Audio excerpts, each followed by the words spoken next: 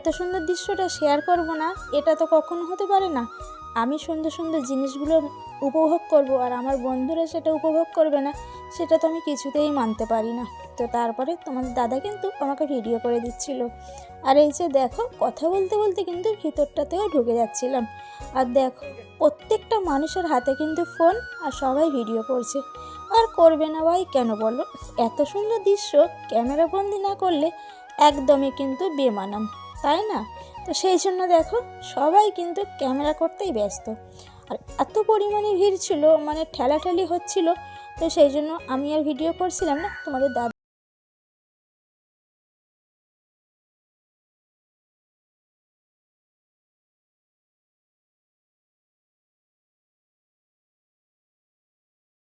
কত সুন্দর, কি সুন্দরভাবে প্রত্যেকটা কিন্তু নামি গুণী মনীষী মানুষদের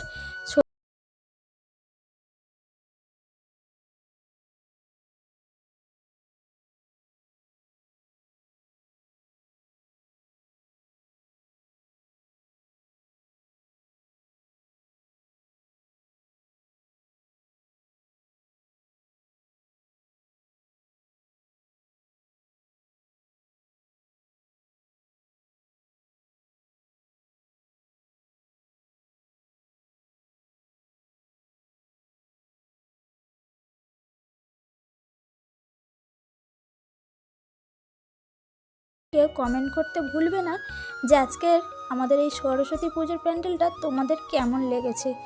বহু দূর থেকে দূরান্ত থেকে কিন্তু আমাদের এই বাটা নিউল্যান্ডে সবাই কিন্তু ঠাকুর দেখতে এসেছে। ঠাকুরের থেকে বেশি প্যান্ডেল দেখতে এসেছে, সত্যি কথা এটাই।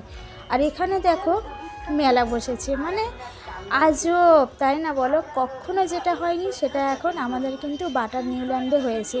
সরস্বতী পুজোতেও কিন্তু বিশাল বড় মেলা বসেছে। আর সেখানে কিন্তু প্রত্যেকটা মানুষ প্রচুর ভিড় করে এসেছে। অনেক দূর থেকে, অনেক জায়গা থেকে কিন্তু মানুষরা এসেছে এখানে এই যে মেলাটার উপভোগ করতে। চলো তোমাদেরকে মেলাটাও একটু ঘুরে দেখাই। তো আমরা তো জানতাম না যে এখানে মেলা বসেছে। তো সেই জন্য সত্যি কথা বলতে কিন্তু আমরা বেশি টাকা পয়সাও নিয়ে আসিনি। যেটা সত্যি কথা সেটা তোমাদেরকে বলতে আমার একটুও লজ্জা করে না, কারণ তোমরা তো আমার নিজের ঘরের মানুষ, বলো তোমাদের কাছে আমি কেন লজ্জা করব? তো জানতামই না যে এখানে মেলা বসবে। তো সেই জন্যই আমরা কিন্তু এমনি নর্মাল যেমন ঘুরতে বেরোই সেরকমই কিন্তু ঘুরতে এসেছিলাম, আমাদের কোনো প্ল্যানই ছিল না। তারপরে এখানে এসে দেখছি যে এরকম একটা বড় মেলা বসেছে। ঠিক আছে, অন্য একদিন আসবো, তখন কেনাকাটা করব। আজকে একটু ঘোরাঘুরি করি। তারপরে দুজনে গাড়িটাকে পার্কিং করে দিয়ে এই যে একটু ঘোরাঘুরি করছিলাম। তারপরে দেখো জিলাপির দোকানে কত সুন্দর জিলাপি ভাসছে।